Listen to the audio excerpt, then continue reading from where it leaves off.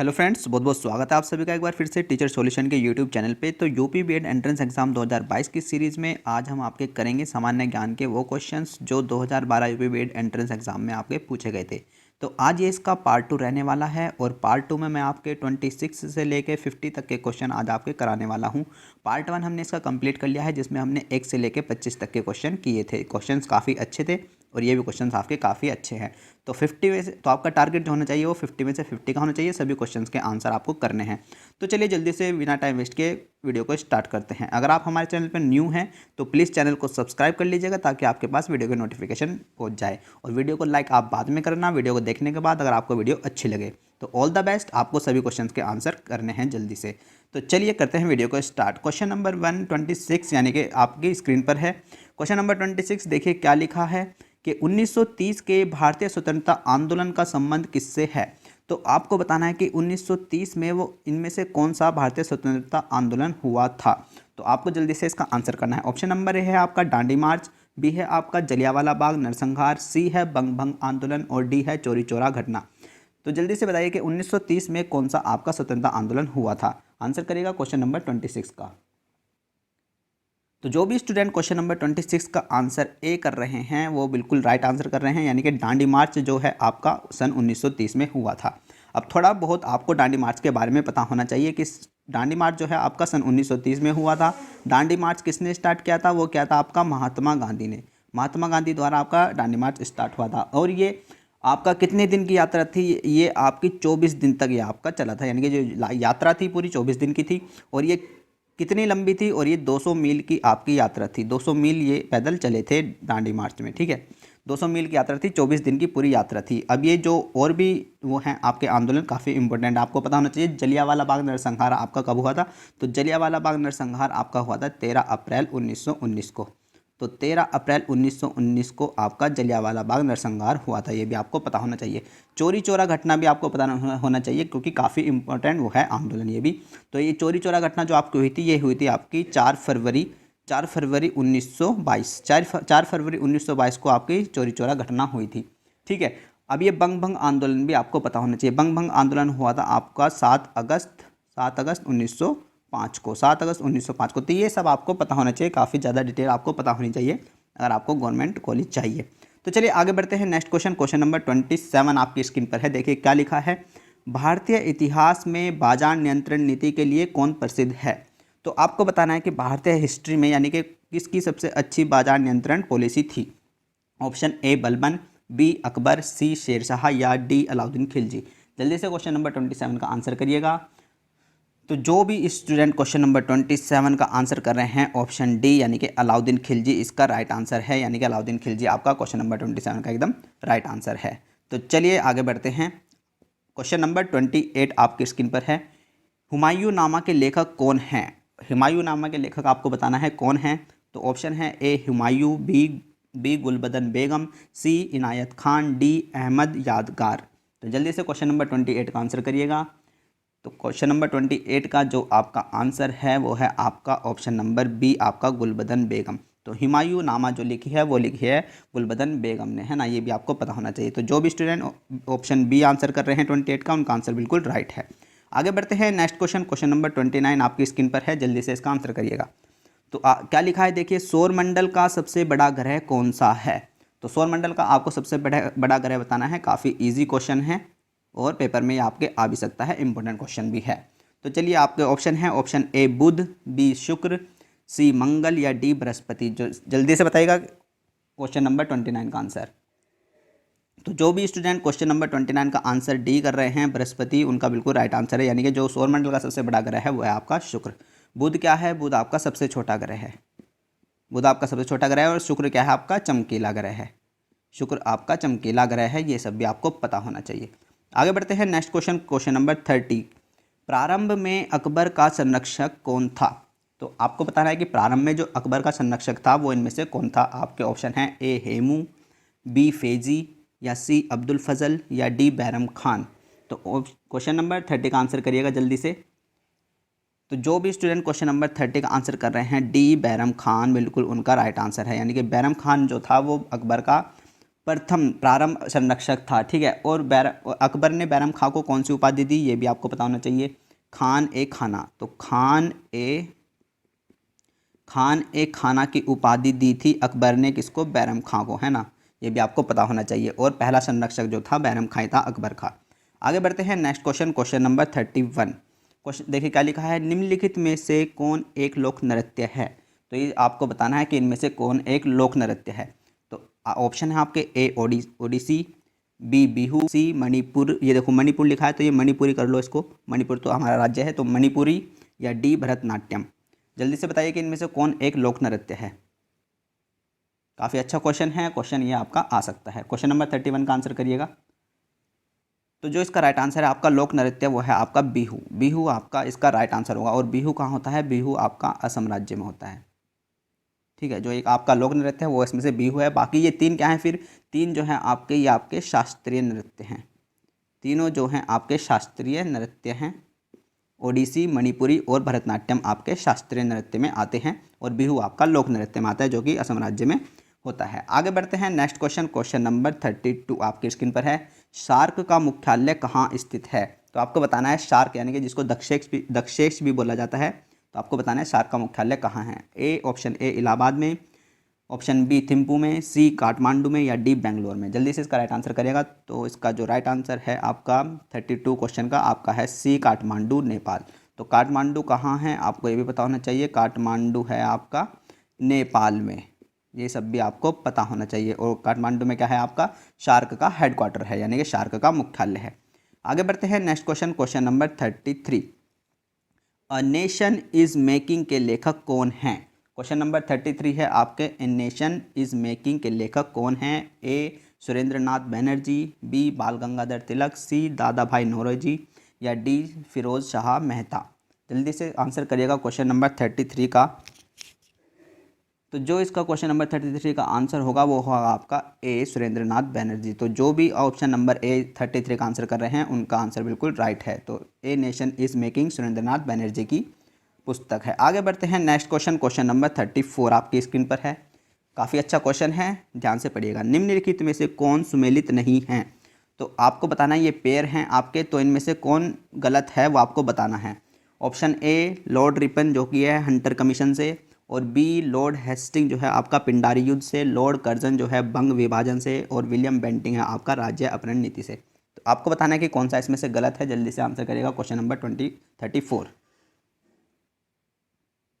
तो जो भी इसका राइट आंसर कर रहे हैं ऑप्शन नंबर डी, उनका आंसर बिल्कुल सही है, यानी कि राज्य अपहरण नीति विलियम बेंटिंग की नहीं थी।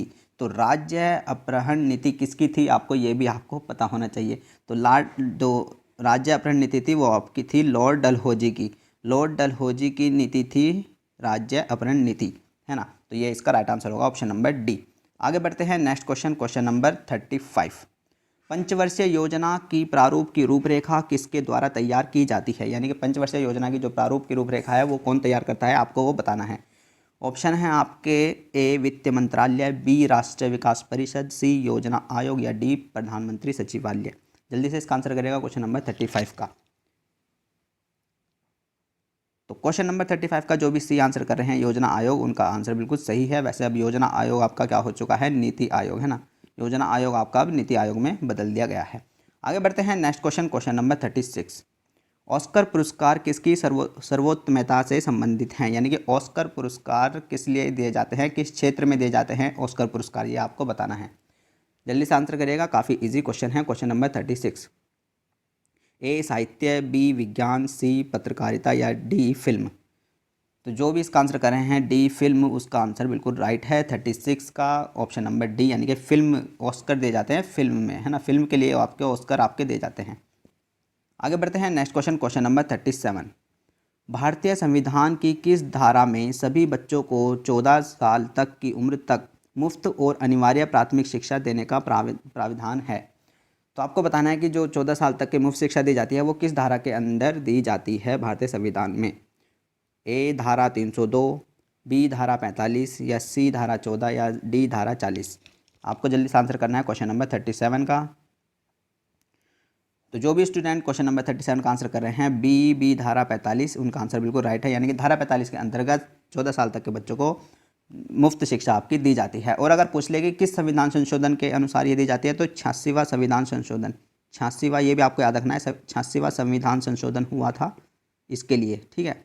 86वां संविधान संशोधन हुआ था, उसके लिए ये आपकी मुफ्त शिक्षा बच्चों को दी जाती है, ठीक है। 86वां संविधान संशोधन 2002, ये भी आपको याद रखना है, काफ़ी इंपॉर्टेंट और अच्छा क्वेश्चन है। आगे बढ़ते हैं नेक्स्ट क्वेश्चन, क्वेश्चन नंबर 38। विद्युत बल्ब में प्रयुक्त होती है, तो आपको बताना है जो विद्युत बल्ब होता है आपके घर में, जो बल्ब लगा होता है उसमें, उसके अंदर कौन सी गैस आपकी होती है। A nitrogen gas, B hydrogen gas, या सी ऑक्सीजन गैस, या डी निष्क्रिय गैस। जल्दी से क्वेश्चन नंबर 38 का आंसर करिएगा। तो क्वेश्चन नंबर 38 का जो आंसर डी कर रहे हैं, निष्क्रिय गैस, उनका आंसर बिल्कुल राइट है। तो निष्क्रिय गैस आपकी होती है। अब निष्क्रिय गैस तो होती है, लेकिन कौन सी गैस होती है ये भी आपको पता होना चाहिए। तो निष्क्रिय गैस में आपकी नियोन आपकी आपके विद्युत बल्ब के अंदर होती है, जो कि निष्क्रिय गैस के अंदर आती है। तो नियोन आपकी कहाँ होती है, विद्युत बल्ब में, ये आपको पता होना चाहिए। आगे बढ़ते हैं नेक्स्ट क्वेश्चन, क्वेश्चन नंबर 39। वायु प्रदूषण सामान्यतः सबसे अधिक होता है, कहाँ पर होता है वायु प्रदूषण सबसे अधिक, इन चारों ऑप्शन में से आपको बताना है। ए पर्वत क्षेत्र में, डी गांव में, या सी औद्योगिक नगर में, या डी समुद्र तट पर। तो जल्दी से आंसर करेगा क्वेश्चन नंबर 39, काफ़ी इजी क्वेश्चन है। तो औद्योगिक नगर में, है ना, औद्योगिक नगर में इसका राइट आंसर है सी। तो जो 39 का आंसर सी कर रहे हैं उनका आंसर बिल्कुल सही है। तो औद्योगिक नगर में सबसे ज़्यादा प्रदूषण होता है, अगर मैं इन चारों ऑप्शन में एक दूसरे को कंपेयर करूँ तो। आगे बढ़ते हैं next question, question number 40। Sriharikota स्थित है, तो आपको बताना है श्रीहरिकोटा कहाँ है, ये आपको बताना है। किस राज्य में है, ए आंध्र प्रदेश में, डी केरल में, या सी तमिलनाडु में, या डी कर्नाटक में। श्रीहरिकोटा से क्या होता है ये भी आपको पता होना चाहिए। श्रीहरिकोटा से हम क्या करते हैं, अपने सैटेलाइट वगैरह कहाँ अंतरिक्ष में भेजते हैं, अपनी मिसाइल वगैरह छोड़ते हैं श्रीहरिकोटा से। तो आपको बताना है ये किस राज्य में है। तो इसका जो राइट आंसर होगा आपका होगा ए आंध्र प्रदेश। तो जो भी 40 का ए आंसर कर रहे हैं उनका आंसर बिल्कुल राइट है। तो चलिए आगे बढ़ते हैं नेक्स्ट क्वेश्चन, क्वेश्चन नंबर 41। राज्य का राज्यपाल किसके प्रति उत्तरदायी होता है। तो ये आपको बताना है कि जो राज्य का राज्यपाल है वो किसके प्रति उत्तरदायी होता है। ऑप्शन ए प्रधानमंत्री, बी भारत के राष्ट्रपति, सी संसद, या डी भारत के मुख्य न्यायाधीश। तो जल्दी से इसका आंसर करिएगा कि राज्यपाल जो है वो किसके प्रति उत्तरदायी होता है। तो इसका जो राइट आंसर है, भारत के राष्ट्रपति के प्रति राज्यपाल उत्तरदायी होता है। क्यों, इसका कारण क्या है, क्योंकि जो राष्ट्रपति होता है वही क्या करता है, राज्यपाल को नियुक्त करता है, ठीक है। राज्यपाल को नियुक्त जो करता है वो हमारा राष्ट्रपति ही करता है, तो इसलिए राष्ट्रपति के प्रति उत्तरदायी होता है कौन, राज्य का राज्यपाल। आगे बढ़ते हैं नेक्स्ट क्वेश्चन, क्वेश्चन नंबर 42 आपकी स्क्रीन पर है। तो ये क्या लिखा है, संसद बजट अधीन व्ययों पर किसके माध्यम से नियंत्रण रखती है। तो संसद बजट अधीन व्ययों पर, यानी कि जो भी संसद के बजट में व्यय का है वो तो किसके माध्यम से उस पर नियंत्रण रखा जाता है। ए वित्त आयोग, बी लोक लेखा समिति, सी वित्त मंत्रालय, या डी केंद्र लेखा के महालेखाकार। जल्दी से आंसर करेगा क्वेश्चन नंबर 42 का।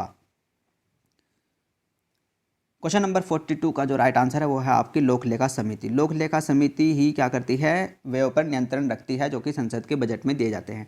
तो आपको ये भी पता होना चाहिए कि लोक लेखा समिति के सदस्य कितने होते हैं। तो 22 सदस्य लोक लेखा समिति के अंदर होते हैं। तो ऑप्शन नंबर 42 का राइट आंसर होगा आपका लोक लेखा समिति। आगे बढ़ते हैं नेक्स्ट क्वेश्चन, क्वेश्चन नंबर 43। निम्नलिखित में से कौन संघ प्रशासित क्षेत्र है। तो ये आपको बताना है क्वेश्चन नंबर 43, यानी कि कौन केंद्र शासित प्रदेश है इसमें से। ए त्रिपुरा, बी मणिपुर, सी नागालैंड, या डी चंडीगढ़। तो आपको बताना है कौन केंद्र शासित प्रदेश है। काफ़ी इजी क्वेश्चन है, जल्दी से आप इसका आंसर करिएगा क्वेश्चन नंबर 43 का। तो क्वेश्चन नंबर 43 का जो राइट आंसर है वो आपका डी चंडीगढ़, इसका आपका राइट आंसर होगा, जो कि आपका केंद्र शासित प्रदेश है। अब आपको ये भी पता होना चाहिए कि केंद्र शासित प्रदेश भारत में अब कितने हैं। केंद्र शासित प्रदेश जो है भारत में अब 8 हैं, और राज्य आपके कितने हैं, राज्य आपके हैं 28। तो राज्य आपके 28 हैं और केंद्र शासित प्रदेश आपके 8 हैं अब इंडिया में। आगे बढ़ते हैं next question, question number 44। Bharatvarsh पर आक्रमण करने वाला प्रथम मुस्लिम आक्रमणकारी कौन था। ये आपको बताना है कि भारत पे जिस मुस्लिम ने सबसे पहले आक्रमण किया था वो कौन था। ए महमूद गजनवी, बी मोहम्मद गौरी, या सी मोहम्मद बिन कासिम, या डी बाबर। जल्दी से आंसर करेगा, इंपॉर्टेंट क्वेश्चन है और काफ़ी इजी क्वेश्चन भी है। तो 44 का जो भी राइट आंसर कर रहे हैं आपका मोहम्मद बिन कासिम, यानी कि ऑप्शन नंबर सी आपका इसका राइट आंसर होगा। मोहम्मद बिन कासिम था जिसने भारत पर सबसे पहले आक्रमण किया था। कब किया था, 1712 ईस्वी में। 1712 ईस्वी में मोहम्मद कासिम ने सबसे पहले आक्रमण किया था। और किस राजा के विरुद्ध किया था, राजा दाहिर के विरुद्ध, है ना, राजा दाहिर के विरुद्ध सबसे पहले आक्रमण किया था मोहम्मद बिन कासिम ने भारत में 1712 ईस्वी में। यह भी आपको पता होना चाहिए। आगे बढ़ते हैं नेक्स्ट क्वेश्चन, क्वेश्चन नंबर 45। शिक्षक दिवस वस्तुतः जन्मदिन किसके जन्मदिन पर बनाया जाता है? शिक्षक दिवस यानी कि टीचर्स डे। टीचर सॉल्यूशन पर आप पढ़ रहे हैं और टीचर्स डे का देखिए क्वेश्चन आ गया है। तो क्वेश्चन नंबर 45 का जल्दी से आंसर करेगा कि टीचर्स डे किसके जन्मदिन पर मनाया जाता है? ए जवाहरलाल नेहरू, बी महात्मा गांधी, सी लाल बहादुर शास्त्री या डी राधा कृष्णन। तो जल्दी से आंसर करेगा क्वेश्चन नंबर 45। काफ़ी इजी क्वेश्चन है, तो जो भी डी आंसर कर रहे हैं क्वेश्चन नंबर 45 का एस राधा कृष्णन, उनका आंसर बिल्कुल सही है। तो एस राधा कृष्णन के जन्म दिवस के उपलक्ष्य में ही हमारा देश में टीचर्स डे बनाया जाता है। आगे बढ़ते हैं next question, question number 46। Bharat की स्वतंत्रता प्राप्ति के समय इंग्लैंड के प्रधानमंत्री कौन थे? यानी कि जब भारत ने स्वतंत्रता प्राप्त करी थी तो उस टाइम पर इंग्लैंड के प्रधानमंत्री कौन थे, आपको बताना है। ए चर्चिल, बी ग्लैडस्टोन, सी क्लीमेंटन एटली या डी रैमसेसे मैकडोनाल्ड। जल्दी से आंसर करेगा क्वेश्चन नंबर 46 का कि उस टाइम पर कौन थे प्रधानमंत्री इंग्लैंड के जब भारत ने स्वतंत्रता प्राप्त करी थी। तो क्वेश्चन नंबर 46 का जो भी राइट आंसर कर रहे हैं क्लाइमेट एटली यानी कि ऑप्शन नंबर सी, उनका आंसर बिल्कुल राइट है। सी आपका राइट है, क्लाइमेट एटली उस टाइम पे इंग्लैंड के प्रधानमंत्री थे। आगे बढ़ते हैं नेक्स्ट क्वेश्चन, क्वेश्चन नंबर 47। संघ का बजट प्रस्तुत होता है, तो संघ का बजट प्रस्तुत कहाँ होता है? काफ़ी इंपॉर्टेंट ये क्वेश्चन आपका है और ये क्वेश्चन आपका आ सकता है एग्जाम में। तो संघ का जो बजट है वो कहाँ पे प्रस्तुत होता है, ये आपको बताना है। ए लोकसभा में, बी राज्यसभा में, सी संसद के संयुक्त अधिवेशन में या डी संसद के किसी भी सदन में। आंसर करेगा जल्दी क्वेश्चन नंबर 47 का। तो क्वेश्चन नंबर 47 का जो भी ए आंसर कर रहे हैं लोकसभा में, उनका आंसर बिल्कुल राइट है, यानी कि लोकसभा में संसद का बजट प्रस्तुत किया जाता है, ओनली लोकसभा में, ठीक है। आगे बढ़ते हैं नेक्स्ट क्वेश्चन, क्वेश्चन नंबर 48। वेद में संलग्न गद्य टिप्पणियाँ कही जाती हैं, यानी कि वेद में जो भी गद्य टिप्पणियाँ होती हैं उनको क्या बोला जाता है? ए स्मृति, बी पुराण, सी ब्राह्मण या डी उपनिषद। जल्दी से आंसर करिएगा क्वेश्चन नंबर 48 का। तो जो भी क्वेश्चन नंबर 48 का आंसर कर रहे हैं सी ब्राह्मण, तो उसको ब्राह्मण बोला जाता है, उनका इसका आंसर बिल्कुल सी एकदम बिल्कुल सही है। वेद में संलग्न पद टिप्पणियों को ब्राह्मण हम बोलते हैं। ब्राह्मण यानी कि हम साहित्य भी इसको बोल सकते हैं, ठीक है, साहित्य। आगे बढ़ते हैं नेक्स्ट क्वेश्चन, क्वेश्चन नंबर 49। पागल कुत्ते द्वारा काटने पर क्या हो जाता है ना? क्या चीज़ आपको हो जाती है, कौन सा रोग आपको हो जाता है अगर आपको पागल कुत्ता काट ले? तो अब ऑप्शन है आपके ए रिकेट्स, बी स्कर्वी या सी हाइड्रोफोबिया या डी कैंसर। जल्दी से आंसर करिएगा क्वेश्चन नंबर 49। काफ़ी इजी क्वेश्चन है और काफ़ी इंपॉर्टेंट क्वेश्चन भी है। जल्दी से आंसर करिएगा क्वेश्चन नंबर 49 का कि पागल कुत्ते काटने पर क्या हो सकता है। आपका ऑप्शन नंबर सी इसमें बिल्कुल राइट आंसर होगा, यानी कि हाइड्रोफोबिया आपका इसमें हो जाएगा अगर पागल कुत्ता आपको काट ले, है ना। किसी को मतलब पानी से डर लगने लगता है जब अगर पागल कुत्ता काट लेता है। क्वेश्चन नंबर 50 आपकी स्क्रीन पर है, जल्दी से आंसर करिएगा। विश्व पर्यावरण दिवस हर वर्ष कब मनाया जाता है? काफ़ी इजी क्वेश्चन है और इंपॉर्टेंट क्वेश्चन भी है, ठीक है। ये क्वेश्चन आपका 100% आ सकता है एग्जाम में कि विश्व पर्यावरण दिवस हर वर्ष कब मनाया जाता है। जल्दी से आंसर करिएगा। ए 6 सितंबर को, बी 16 अक्टूबर को या सी 5 जून को या डी 4 अप्रैल को। जल्दी से आंसर करेगा क्वेश्चन नंबर 50 का। तो जो भी आंसर कर रहे हैं सी 5 जून को हर साल आपका पर्यावरण दिवस विश्व पर्यावरण दिवस मनाया जाता है पूरे विश्व में 5 जून को। तो ये थे आज आपके 50 क्वेश्चंस जो कि मैंने कराए हैं, जो कि 2012 के प्रीवियस ईयर के हमने करे हैं, जो कि आपके यूपी बीएड एंट्रेंस एग्जाम में पूछे गए थे। 50 क्वेश्चन हमने इसके कवर कर लिए हैं आज। अगले सेशन में हम हिंदी कवर कर लेंगे। मैंने 2012 की आपकी रीजनिंग कवर करा दी है और ये जीके का सेक्शन कवर करा दिया है, और अब हम हिंदी की कवर कर लेंगे फटाफट से। अगर आपको वीडियो अच्छी लगी हो तो प्लीज़ अब वीडियो को लाइक करिएगा, और अगर आप हमारे चैनल पर न्यू हैं तो प्लीज़ चैनल को सब्सक्राइब करके जाना है। थैंक्स फॉर वॉचिंग ये वीडियो को देखने के लिए, और आपके क्वेश्चंस कितने सही हुए हैं कमेंट में आप अपना स्कोर बता सकते हैं। कमेंट में जरूर अपना स्कोर बताइएगा कि आपके क्वेश्चन कितने सही हुए हैं इन 25 क्वेश्चन में से। अगले सेशन में हम 2012 की हिंदी कवर कर लेंगे, और मैं आपको बता दूं कि मैं आपके 2011 से लेकर 2021 तक के बीएड के प्रीवियस ईयर क्वेश्चन मैं आपके करा रहा हूं। तो आप चैनल पे बने रहिएगा और इन वीडियो का फ़ायदा उठाइएगा, जिससे कि आपको ईजिली गवर्नमेंट कॉलेज आपको मिल सके, ठीक है। तो चलिए मिलते हैं नेक्स्ट सेशन में, हिंदी के सेशन में। तब तक के लिए पढ़ते रहिएगा, अपना ध्यान रखिएगा। थैंक यू, नमस्ते, टाटा, बाय बाय।